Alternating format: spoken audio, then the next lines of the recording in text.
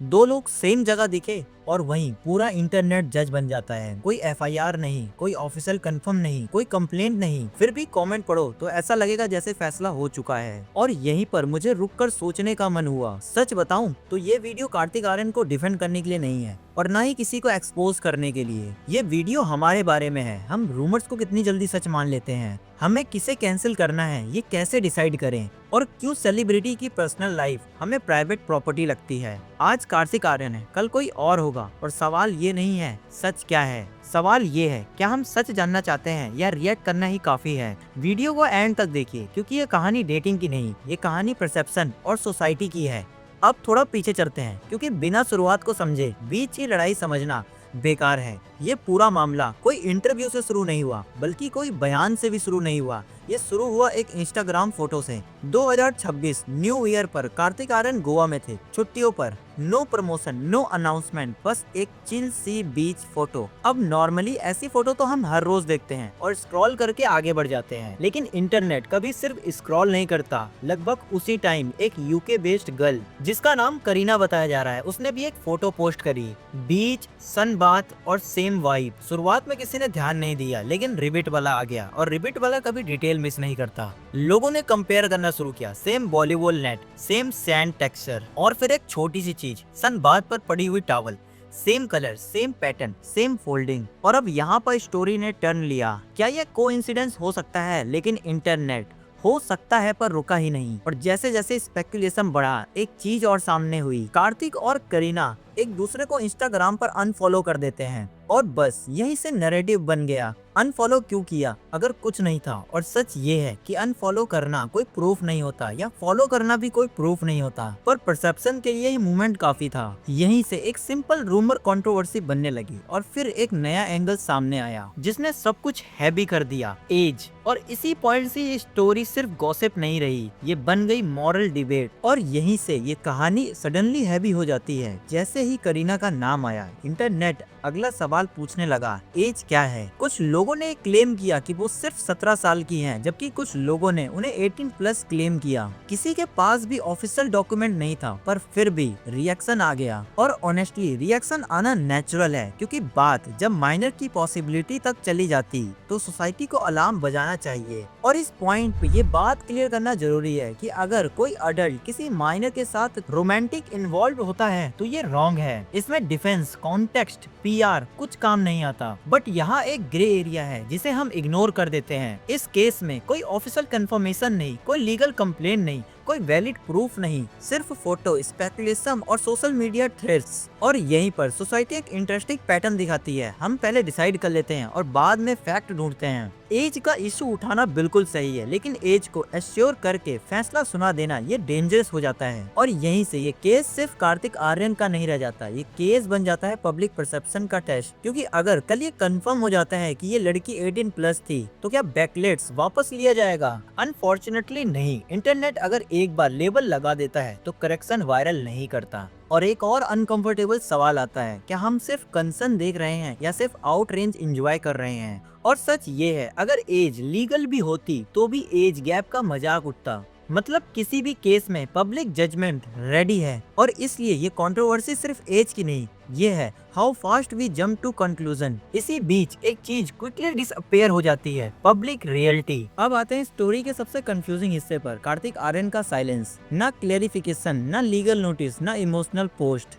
बस साइलेंस। और यहीं से इंटरनेट दो हिस्सों में बढ़ जाता है। एक साइड कहता है साइलेंस मतलब गिल्ट, अगर कार्तिक आर्यन साफ होते तो बोल पड़ते, पीआर डैमेज, कंट्रोल क्यों नहीं? और दूसरा साइड कहता है साइलेंस इज डिग्निटी, रूमर्स को ऑक्सीजन मत दो, बोलोगे तो वायरल होगा। लेकिन सच ये है, साइलेंस एक ही चीज नहीं होती, साइलेंस का मीनिंग कॉन्टेक्स्ट से बदलता है। अगर कोई केस लीगल हो, माइनर इन्वॉल्व हो या इन्वेस्टिगेशन चल रहा हो तो साइलेंस रिस्पॉन्सिबल हो जाता है। अगर केस सिर्फ रूमर्स प्लस ऑब्जेक्टिव पर बेस हो तो साइलेंस स्ट्रेटेजी भी हो सकता है। कार्तिक का पैटर्न यहाँ इम्पोर्टेंट है। उनकी पास्ट डेटिंग रूमर्स देखें, श्यारा, जानवी, अनन्या, श्री लीला, कोई कंफर्म नहीं, कोई डिग्निटी नहीं, टाइम के साथ फेड होने दिया। ये उसी इमेज मैनेजमेंट स्टाइल रहा है, और ये काफी बार काम भी करता है। प्रॉब्लम इस बार क्या है?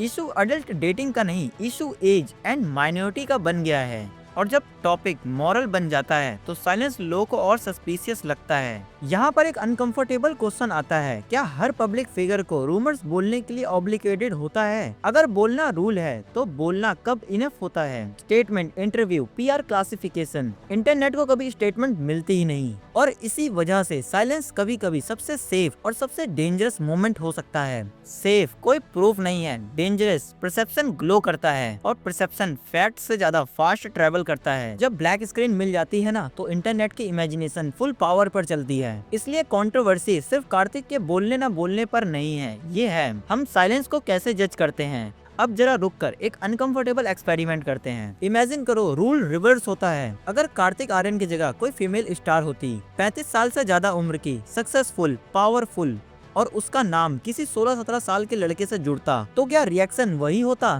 शायद नहीं। तब नैरेटिव शायद कुछ ऐसा बोलते, her choice, she is independent, age is just a number, why जज अ वुमन पर्सनल लाइफ। लेकिन यहाँ केस उल्टा है, मेल ओल्डर है, गर्ल यंगर है और मोरल अलार्म इंस्टेंटली बज रहा है। इसका मतलब ये नहीं कि कंसर्न्स गलत हैं, पावर, डिग्निटी, ये सब वैलिड सवाल है, लेकिन यहाँ सवाल ये है आउटरेंज का स्केल इतना अनइवन क्यों होता है? इंटरनेट मॉरलिटी अक्सर फैक्ट से नहीं चलती, कंफर्ट से चलती है। जो चीज हमारे बिलीफ सिस्टम को डिस्टर्ब करता है उस पर आउटरेंज ज्यादा करता है और जो चीज फैमिलियर हो उसे हम ऐसे ही इग्नोर कर देते हैं और यहाँ से आता है सिलेक्टिव आउटरेंज। सेम इंडस्ट्री में एज गैप रिलेशनशिप को नॉर्मलाइज किया गया, टीन एज के साथ सीनियर एक्टर का काम करना सेलिब्रेटेड रहा, पर जब सेम डिस्कम्फर्ट इस केस में ट्रिगर हुआ तो सब एकदम से ही मोरल गार्डियंस बन गए। इसका मतलब ये नहीं कि कार्तिक को फ्री पासेस मिल गए, इसका मतलब ये है हमारे मोरल कंपस कंसिस्टेंस नहीं है और जब मोरल कंसिस्टेंसी नहीं होती तो जस्टिस भी सेकी हो जाती है।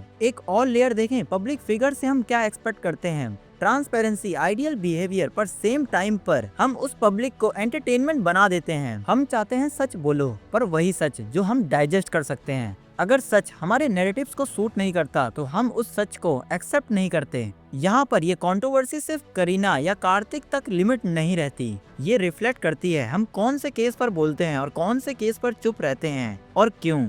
ये सच है, इंटरनेट जस्टिस रिफ्लेक्शन बेस्ड होता है, ना कि प्रोसेस बेस्ड, और रिफ्लेक्शन में मीनिंग और कॉन्टेक्स्ट लूज होता है और लोग हीरो या विलन ढूंढते हैं, पर रियल लाइफ बाइनरी होती है, ग्रे होता है और इनकम्प्लीट। इस चैप्टर का कोर पॉइंट ये है, जेंडर मैटर, एज मैटर या power matter, but out range का पैटर्न भी मैटर करता है। अगर हम एक केस पर स्टैंडर्ड अप्लाई करते हैं तो स्टैंडर्ड सब पर अप्लाई होना चाहिए, वरना ये जस्टिस नहीं सिर्फ नोटिस होता है। अब यहाँ कहानी थोड़ी डेंजरस हो जाती है क्योंकि अब हम फैक्ट नहीं देखते, पैटर्न और कंक्लूजन निकालते हैं। सेम लोकेशन, सेम टावल और सेम टाइम, फॉलो अनफॉलो, और दिमाग तुरंत बोलता है नहीं सारुण के यहाँ कुछ तो गड़बड़ है। लेकिन यहाँ एक सवाल जरूरी है, क्या सोशल मीडिया क्यूज ही ट्रुथ होता है? इंटरनेट पे हम जो देखते हैं वो रियलिटी का सिर्फ एक हिस्सा होता है, पूरा सच नहीं। पब्लिक फिगर लाइफ में सेम लोकेशन नॉर्मल हो सकता है, सेम रिजॉर्ट में बहुत सारे लोग हो सकते हैं, सेम स्टेप सिर्फ कॉन्फिडेंस हो सकता है और अनफॉलो पैनिक हो जाता है। लेकिन इंटरनेट प्रैक्टिकल होता है, इंटरनेट को आंसर चाहिए अभी, तुरंत, विद प्रूफ, और यहाँ पर लोग जज बन जाते हैं। प्रॉब्लम ये नहीं है कि लोग सवाल पूछते हैं, प्रॉब्लम ये है कि जब वो खुद जवाब देने लग जाते हैं, और जब जवाब बन गए तो बाद में क्लासिफिकेशन आए भी तो नैरेटिव बदलता नहीं। इस केस में भी वही हुआ, लड़की ने साफ कहा मैं उसकी गर्लफ्रेंड नहीं हूँ, मुझे कार्तिक के बारे में कुछ नहीं पता। लेकिन तब तक स्क्रीनशॉट फैल चुके थे, थंबनेल्स बन चुके थे, लेबल्स लग चुके थे, और इंटरनेट पर लेबल्स लग जाए ना तो क्लासिफिकेशन को कवर अप कहा जाता है। एक और सच समझें, साइलेंस भी कहानी बोलता है, पर हर सच गिल्ट नहीं होता। कार्तिक का साइलेंस किसी को कॉन्फिडेंस लगता है, किसी को एरोगेंट और किसी को गिल्ट, लेकिन रियलिटी ये है पब्लिक फिगर के लिए बोलना भी रिस्क है और चुप रहना भी। अगर बोले तो स्टेटमेंट को तोड़ा मरोड़ा जाएगा, जिसकी वजह से लीगल प्रॉब्लम भी हो सकती है, और अगर चुप रहे तो स्टोरी बनती जाती है। इसलिए स्लैब्स एक ही स्ट्रेटेजी अपनाते हैं, लेट इट फेड। और सच ये है ज्यादातर केस वाकई फेड हो जाते हैं। इस चैप्टर का कोर सिंपल है, पब्लिक लाइफ का मतलब पब्लिक एक्सेस जरूरी है, लेकिन पब्लिक एक्सेस हर बार पूरा ट्रस्ट नहीं होता। हम जो देखते हैं एल्गोरिदम वही दिखाता है, इमोशनल एम्पलीफाई करता है, कॉन्टेक्स्ट काट देता है, और इसी गैप में सबसे ज्यादा डैमेज होता है इंसान को भी और उनके विचारों को भी। अब आखिरी बात, अगर हम कार्तिक आर्यन की पूरी डेटिंग हिस्ट्री देखें तो एक पैटर्न दिखता है, और पैटर्न फैक्ट से नहीं पर्सपेक्टिव से बनता है। सारा अली खान, जानवी कपूर, अनन्या पांडे, श्री लीला और अब करीना, हर बार कुछ न कुछ कॉमन रहता है, हाई विजिबिलिटी, पब्लिक क्यूरियोसिटी और मीडिया स्पेकुलेशन, और एंड में साइलेंस। इंडस्ट्री के लोग बोलते हैं Kartik Aaryan over expose relation से बचना चाहते हैं, इमेज को अवेलेबल बैचलर के जोन में रखते हैं और कंट्रोवर्सी को टाइम के साथ फेड होने देते हैं। और ऑनेस्टली ये स्ट्रेटेजी बॉलीवुड में नई नहीं है, बस डिफरेंस इतना है कि इस बार माइनर एज जुड़ी हुई है। और यहाँ पर हम अपना तीसरा पिलर टच करते हैं, माइनर सिलेक्टिव आउटरेंज। हम कौन से केस में बोलते हैं और कौन से केस में चुप रहते हैं। बड़े एज गैप रिलेशनशिप जब इंडस्ट्री अप्रूव करे, पीआर लिमलाइट जब ग्रैमलेस लगे, पर जब सेम चीज एक अनकंफर्टेबल डायरेक्शन ले ले तो आउटरेंज होता है। और आउटरेंज होना गलत नहीं होता, गलत तब होता है जब आउटरेंज प्रूफ से पहले वर्डिक्ट बन जाता है। इस केस में कोई ऑफिशियल कंप्लेंट नहीं, कोई लीगल एलिगेशन नहीं, फिर भी लेबल्स लग गए, इंटरनेट एश्योर करने लगा, करेक्टर जजमेंट होने लगा। और यहाँ आता है इस वीडियो का सबसे इम्पोर्टेंट सवाल, जो सिर्फ कार्तिक के लिए नहीं हम सब के लिए है। क्या हम सच चाहते हैं या सिर्फ ड्रामा जो हमें इंगेज रखे? क्योंकि सोशल मीडिया का एक रूल है, ग्रे एरिया अनकंफर्टेबल होते हैं, और जब हम स्टोरी को हीरो वर्सेस विलन बना देते हैं तो सच्चाई कहीं मर जाती है। इस पूरी कंट्रोवर्सी का सबसे डेंजरस हिस्सा ये है कि कार्तिक की इमेज पर सवाल उठे और कल को ये पैटर्न किसी और के साथ भी रिपीट हो सकता है, शायद ऐसे इंसान के साथ जिसके पास प्लेटफॉर्म भी ना हो, पीआर ना हो और लॉयर्स भी ना हो। तो वो इंसान क्या करेगा? आप लोगों को क्या लगता है? कमेंट में जरूर बताएं। और अगर आप लोगों को ये वीडियो अच्छी लगी तो वीडियो को लाइक, चैनल को सब्सक्राइब और अपने दोस्तों के साथ शेयर करना ना भूलें। धन्यवाद।